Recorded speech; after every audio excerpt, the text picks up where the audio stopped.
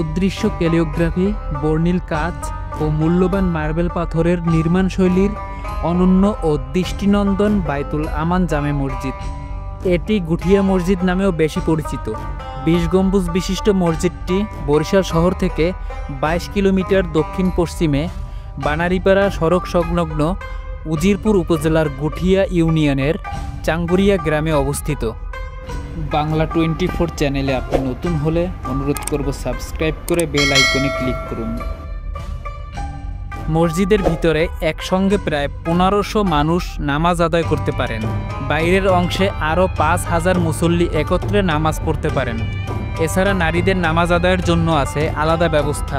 প্রতিদিনই শত শত পর্যটকের ভিড়ে মুখর থাকে মসজিদটি।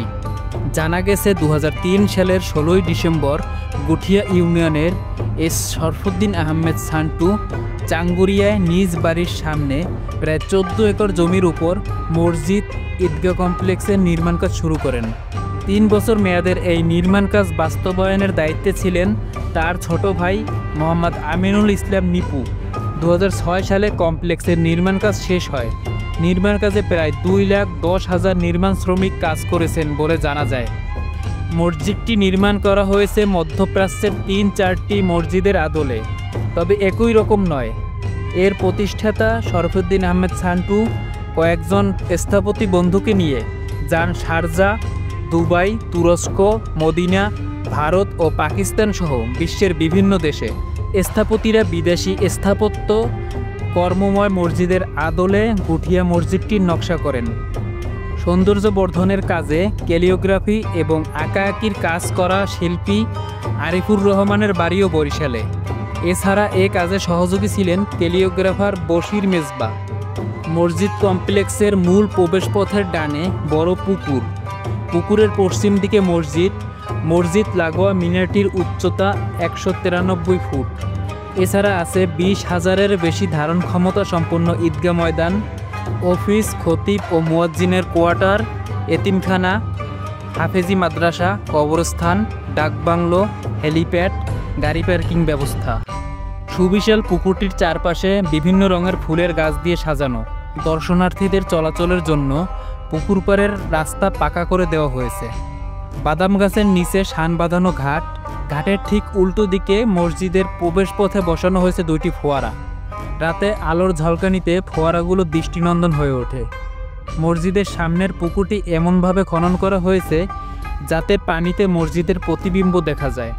20টি গম্বুজের স্থাপত্য কলায় সাজানো হয়েছে মসজিদ ও ঈদগাহ কমপ্লেক্স। মাঝখানের কেন্দ্রীয় গম্বুজের চারপাশে বৃত্তাকারে ক্যালিওগ্রাফির মাধ্যমে লেখা হয়েছে পবিত্র আয়াতুল কুরসি। মসজিদের ভেতরের চারপাশের ক্যালিওগ্রাফির মাধ্যমে লেখা হয়েছে সূরা আর রহমান।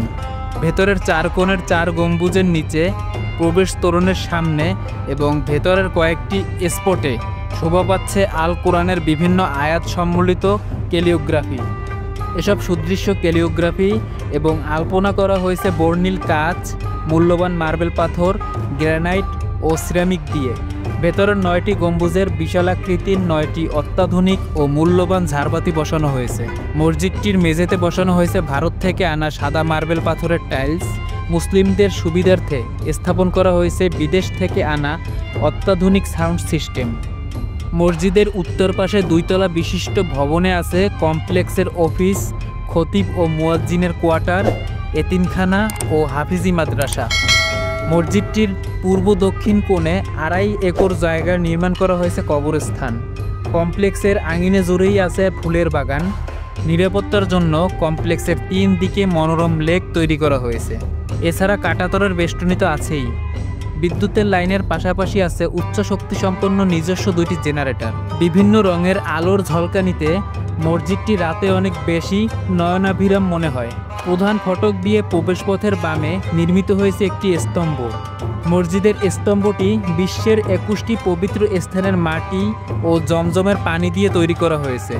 আশ্চর্যজনক স্তম্ভটি দেখে আরও বেশি আবেগ আপ্লুত হন আগত পর্যটকরা। মাটি সংগ্রহ করা স্থানগুলো হলো কাবা শরীফ, আরাফার ময়দান, মুজদালিফা, ময়দানে মিনা, জাবালে নূর, জাবালে সুর, জাবালে রহমত, নবী সাল্লাল্লাহু আলাইহি সাল্লামের জন্মস্থান, হাওয়া আলাইহিস সালামের কবরস্থান, মসজিদে রহমত, মসজিদে কুবা, অহুদের যুদ্ধের ময়দান, মসজিদে আল কিবলাতাইন, মসজিদে হজরত আবু বক্কর রাদিয়াল্লাহু আনহু, জান্নাতুল বাকি, মসজিদে নবাবী, জুলহুলাইফা মিকাত, বরফির হজরত আব্দুল কাদের জিলানী রহমাতুল্লাহি আলাইহির হাতের লেখা তবজি ও মাজারে পাওয়া 2টি পয়সা এবং হজরত খাজা মঈনুদ্দিন চিশতি রহমাতুল্লাহ আলাইহের মাজারের মাটি।